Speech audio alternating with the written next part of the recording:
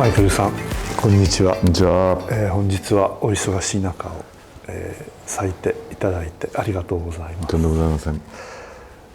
作品を、拝見させていただいて、感じるその黄昏時の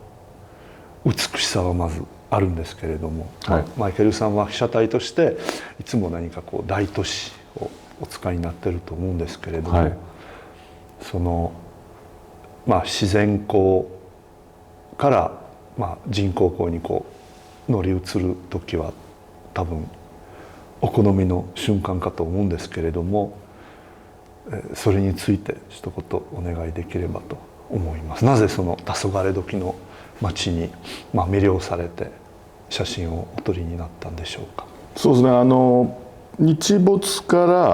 ら、10分後ぐらいからの5分間だけ本当に空飛んでるともう屋上がブルーになる瞬間があるんですけど、やっぱりそこにそのヘリを飛ばしてそこの自分が撮りたいモニュメントであったり被写体をそこのヘリでホバリングさせて撮るっていう、そこにやっぱりその後だともう夜景でも真っ暗になっちゃいますし、その手前だとやっぱ昼間の写真になっちゃうんで、やっぱりその本当1日で5分もあるのかな、5分ぐらいのその時間帯がやっぱり僕の中ではやっぱり一番美しい街だと思うんで、その時間にやっぱりこだわってヘリ飛ばしてホバリングしてっていうことですね。作品を拝見してですね、思ったのはすごくこう幾何学性っていうか、そのなんていうんですかね、格子にまとまってるっていうか、そういう変な言い方ですけれども、そういうことをちょっと感じたことがありますので、やっぱりそれがその被写体をこう選ぶ決め手の一つでしょう。いや、そんなことないですよ。空港なんか結構今頑張って撮ってるんですけど、あと今後はヨーロッパも考えてますし、以前一回ヨーロッパで撮ったんですけど、やっぱりそのヨーロッパっていうともうどこの都市もドゥオーモ中心に放射状に道が、そこからもう街がこうできてきたみたいな構図なんで、やっぱり直線とかやっぱ軸線がないんで、やっぱり構図がやっぱり難しい、切り取る作業がやっぱりちょっと難しいなっていうところも正直あるんで、まずそのヨーロッパを撮るよりもアメリカで活動してるとかもあるんで、やっぱりアメリカの各首都は撮りたいなっていう思いで、アメリカを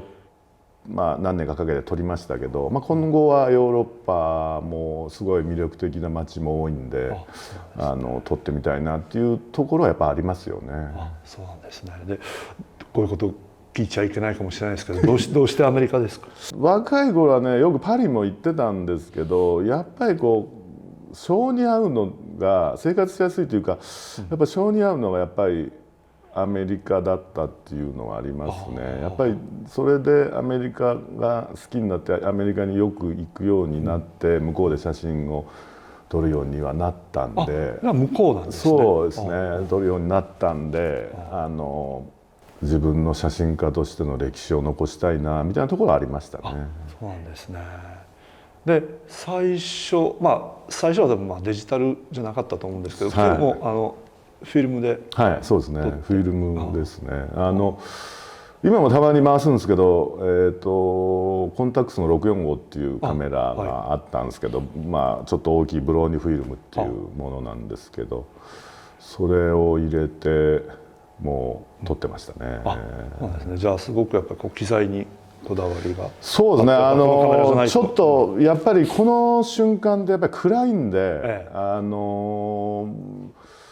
やっぱりレンズが明るかったり、シャッター速度ももうギリギリで30分の1とかで撮ってるんで、もうあんまり ISO 上げすぎてもザラザラしてノイズだらけなんで、やっぱりフィルムの撮れる限界を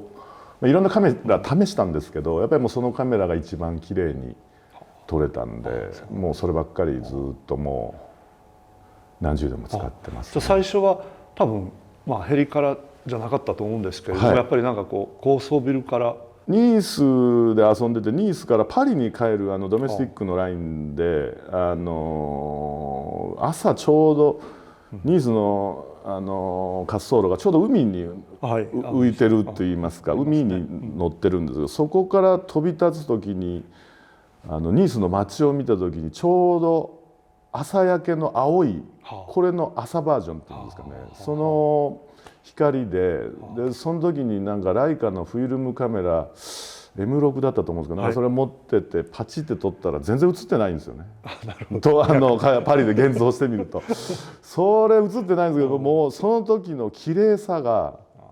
世の中でこんな綺麗な光になるんだな街がっていうのを感じて、それでこれは絶対、ね、作品にしたいなっていう思いが強かったんで、それで東京に帰ってきて、東京でヘリに、何回も乗ったんですけど、やっぱりこう暗くて映らないんですよね。でずっとフィルムですね、その時は。でもうそれで僕もちょっと高所恐怖症なんで。そうなんですか。はい、でもヘリコプなんか何千フィートからともう6000フィート8000フィート普通に上がるんですけど、高所恐怖症でヘリコプターの当時はドア外してたんですよね。ドア外して見たりで、そうですね、アメリカとかも全部ドア外すんですけど、よく映画に出てきてるみたいなヘリコプター、そうですね、こうなって撮ってますよね。そうですね、一応ハーネスつけてやるんですけど、日本にはたまたまこう穴が開いてる機体を準備、そうですね、しまして、でそこにこう覗いてこう撮るんですけど、もうその最初の2回ぐらいはその穴も覗けないんですよね。怖くて。もう何にもないんですよ。ガラスも何にもないんで。でもなんか手を突っ込めば。手を突っ込めばもう外なんですよね。押し越したらそのまま行っちゃいますね。でもうそれでもやっぱり真下を見る恐怖心、横は見れるんですけど、やっぱその真下を見る恐怖心っていうのがやっぱもうなんかやっぱりこう吸い込まれるみたいな、最初やっぱりそれでね2、3回新木場から東京を飛ばしたんですけど、やっぱ見れなくて怖くて、で今度調布から刹那を飛ばしたんですけど、もう刹那はもう揺れちゃってもうそんな撮れる余裕なんてもうシャッター速度さえ変えられないぐらい揺れるんですよ。だからもうヘリで3回目の時かな、やっとやっぱ怖い、もうこれ撮らないとと思って、もう勇気を振り絞って覗いたんですよ。で覗いてファインダー見たらやっぱスイッチ入ったんでしょうね。それで1回撮って次の日に現ベタを見たら1枚だけ当たったんですよね、銀座の交差点が。カットだけ。素晴らしかったでしょ。それ見た時はもうやっぱ感動しましたね。これがやりたかったんだっていう。でそこから下が見れるようになって、今でもやっぱり高いところ嫌いなんですけど、そこからやっとそうですね、いろんなところを飛ぶことができるようになりました。だから今でもやっぱり怖いですよね。もうその恐怖心との戦いみたいなところがあるんで。作品を見ましてですね、すごくやっぱりこう安定っていうか、そのこう静けさを感じるんですけれども、今のお話を聞くと実はものすごいこう緊張感しかないですね。もう上行くともう機長にいやもう2時に 100m とかもういやいや3時とかってもうずっとなんかインカムで更新機長と話しながら言ってるんですけど、やっぱりこうね飛べないその自分が思ってるところに期待を持っていけないんで、それはやっぱり結構自分がイメージがやっぱりこれ撮りたいっていうイメージがあるんで、そこにはやっぱりもう結構その作品とは裏腹にもう上では戦場のように話してますね。そういうのが謎ですね。いやいやそうですね。いやもういやまずというかもうド M ですねもう。いや素晴らしいと思いますけどもね。取り方についてはいもう少し例えばその、はいはいはいまあ、今はこういう機材にこだわってらっしゃるとか、なんかこそうですねの取り方じゃないとダメっていうの今はそうですね。最近ねデジカメも使ってはいますけど、ほ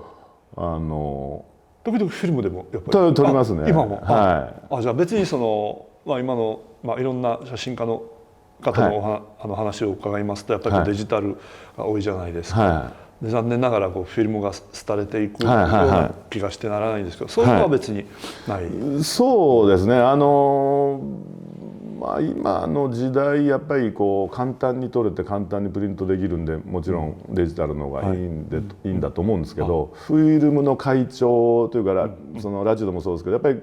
今度はあんまり上に上がりすぎるとフィルムが観光しないんで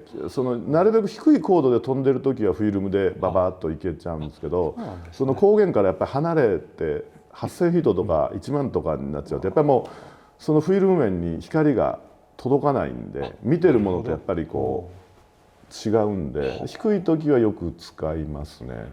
高いで最近なんか高い高度が8,000フィートとか多いんでデジタルも使いますけどね。デジタルの方が高い高度だと多いですね。そうなんですね。いや私は全くもう技術的なことはわからない人間ですけれども、でもヘリで8,000フィートっていうとやっぱりこう酸素ボンベとかもあれは1万からですね。1万からですか。じゃあ1万まではそうですね。ギリギリで1万でちょうど富士山の上頂上ぐらいなんで、1万でもね飛べようと思えば飛べるんですけどやっぱり皆さん嫌がりますよね。基本的にそんな高く飛ぶ機体じゃないんででも大阪で1万1,000かな1万1,000か1万1,500ぐらいまで上げたんですけどやっぱその時酸素ボンベ積んで吸いながら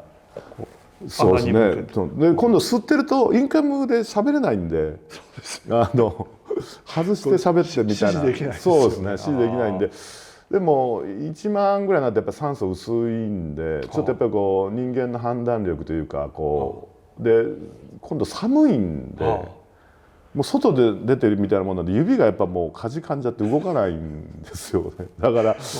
今8,000ぐらいからもうちょっと逆にそういうなんていうんですかねこうストイックな撮影方法なんで結構8,000以上上がっていくのはやっぱ正直やっぱりこう、いや正直やりたくない高度ですよね。なるべくだったら低い方がいいんですけどそうですね低い方がいいですね。いやでその被写体をまあ撮る前にですね例えばこう下見とかそういうしますね。やっぱりされるんですね。大体前日にその辺を歩いて、やっぱ歩きますね。で大体ここの露出計持って歩いて大体これぐらい明かりあんなっていうのは一応全部頭に入れてで飛ぶんですけどでまあ近くにその展望台とかなんか高いビルがあればそこの展望台から一回見てみてこの辺とこの辺はこうだなっていうのは一応頭に叩き込んで飛ぶんですけどやっぱり飛んだらそれがなかなかね冷静でいられないんで自分がなかなか思った通りにはいかないですよね。やっぱりロケハンしますけど。はい。でその実際にまあヘリに乗りながらまあ先ほどもちらっとお話しいただいたと思うんですけれどもスタッフっていうかその操縦、まあ、パイロットの方にその指示を出してあっち行けってそんな感じですか。そうですね。大体1回大体これぐらいの高さ焦点距離によってこう何度って映るあれがあるんで高さ計算すると大体これぐらい映ってんだろうなっていう大体分かるんですよねその計算値で。でそれで高さ決めるんですけどやっぱり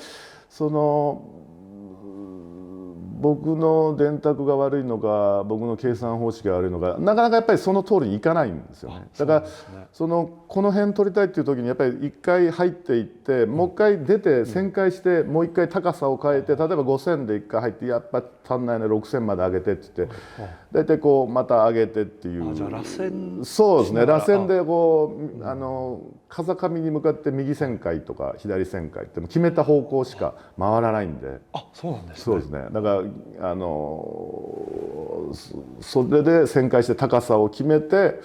それで入っていって大体これぐらいで当たってんだろうなと思っても、やっぱりあと500は上げてくれとか、やっぱりちょっと下げてとか、だからなかなか一発で入って飛んで一発で取れるっていう、当たるっていうことはもうなかなか少ないですね。そうなんですね。いくらこう計算してもいかないときはそうですね。やっぱり湿度とかね、ガス上行くとやっぱガスってるんで、それも高度計も予想してるんですけど、やっぱり高度計がちょっとゼロ海抜じゃないじゃないですか。そうなんですね。だからちょっと計算しても難しいところは正直ありますよね。いやでもこの作品見て全然こうガスってるようには思えないので、それは。いやなるべく冬場の大体12月から1月2月ぐらい、そうですね、空気が澄んでる時に飛んで、夏場はもうほぼ飛ばないんで、冬場その空気が澄んでる時だけ狙っていくんですけど、そういう時はやっぱりよく東京から富士山が見えるとか、ああいう空気が澄んだ時で風がなくて雲がなくてっていう時を選んで飛ぶようにはしてるんですけど、やっぱりこう冬場ってこう風が強いんで、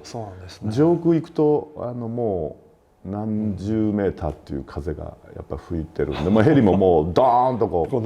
流されたりとかもしょっちゅうあるんで、もうすごいですね。正直乗りたくないですね。いやこれはだってこう日本はそれこそ夏とかだったら曇ってますし、冬かなと思ったんですけど、やっぱりそうなんですね。じゃあ国によって時期は違ってくるっていうか。違いますね。で大体冬場アメリカなんかは今度寒いんで、ニューヨークなんかもう地上でもマイナス10度とかも普通じゃないですか。もう上行くともうマイナス30度とかもう今度カメラの電池がもう一瞬にしてなくなっちゃうとか、こう電池を温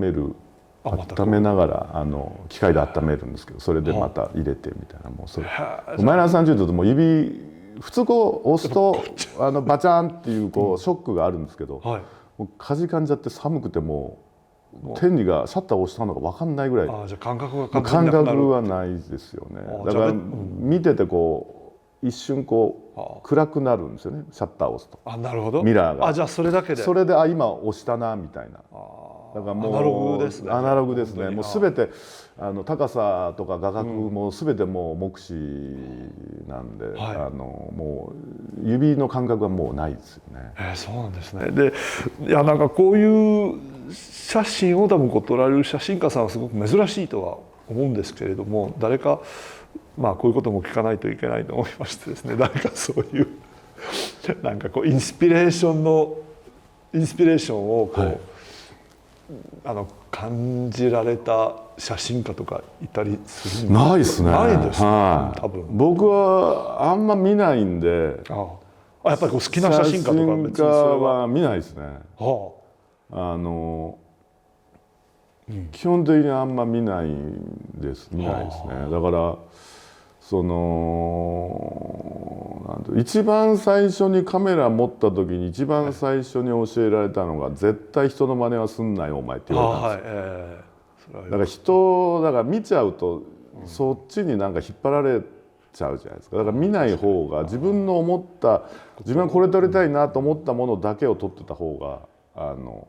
いいなっていう考え方、それは真似ではないんで、素晴らしいっていう考え方なんで、だからまず見ないですね。もうほぼほぼ異端児でいる。いやそんなことないんですけど、でもそれでいいと思うんですけど、よくその著名な写真家の方の話する方いますけど、僕はあんまり正直興味ないですね。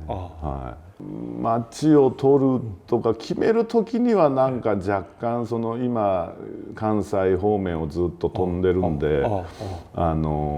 そこのイメージといいますか、そこのなんていうんですかね、こういろんな情報を入れたりはしますけど、基本的にはやっぱり自分が撮りたいものを撮らないと多分作家人生で後悔すると思うんですよね。その人の言うことを聞いたりなんかこう人の意見でやってしまうと多分あれしときゃよかったなっていうそれがなんかやっぱ後悔するのが嫌なんでやっぱりそのまあちょっと勝手身勝手な意見かもしれませんけど僕は結構そういう考え方ですね。だからもう人の言うことも聞かないですし自分がやりたい作品だけ撮ってるみたいな。それはでもそうですね。やっぱり必要不可欠だと思うんですけれども、どうなんですかね。でもいろんなねカメラマンの方、写真家の方いらっしゃるんで、それこそ10人十色です。そうですそうですそうです。だからそうですね。はあ。そうなんか新たになんか作品を撮られるんですか。それともいやもう撮り終わってるんではい、それを出そうとは思っております。なんかちょっと大きめのを見てほしいなっていうのをなんか。やっぱりスケール感といいますかこうどうしても絵柄が絵柄なんでやっぱり大きくした方がよく迫力があるしよく見えるなっていうものが写真だと思うんで今回ちょっと大きめのものを展示したいなとは思ってるんですけど、その寸法でいうとどれぐらいですか。寸法でいうと1500の1000ぐらいですかね。1600の1100ぐらいの大きさなんで、なんか屏風になる。いやこれもなるこのちょうど倍ぐらいですね。横に2個くっつけたぐらいのが素敵ですね。大きいのは見てほしいなと思いますね。じゃあ本当にこう大きな部屋にこうそうですねって感じですね。はい、まあテーマについてですけれどもなんかこう一貫してテーマってあるんですか。それとももうそうですね日常の人がこう家から会社まで行く往復のルーティンしかまあほぼしないんですけどもうそれ慣れ親しんでしまうともうそこの場所がもう本当に素敵な街っていうの多分もう見過ごしちゃってるじゃないですか。なんですけどやっぱりちょっと視線を変えるだけでちょっとこう上から俯瞰で見るとかちょっとの視線この時間帯に景色を見るとかほんのちょっとのフォーカスを自分の視線を変えるだけでこんなに素敵な街にあなたたちは住んでんですよみたいなところからやっぱり撮り始めてるんでやっぱりテーマとしてはそこでやっぱり凝り固まった考え方じゃなくてやっぱり視野を広げていろんな角度からものを見てみると本当に素晴らしい街でこんなに綺麗なんだよっていうのは僕の、テーマではありますよね。今日はどうもありがとうございました。ありがとうございました。本当にありがとうございました。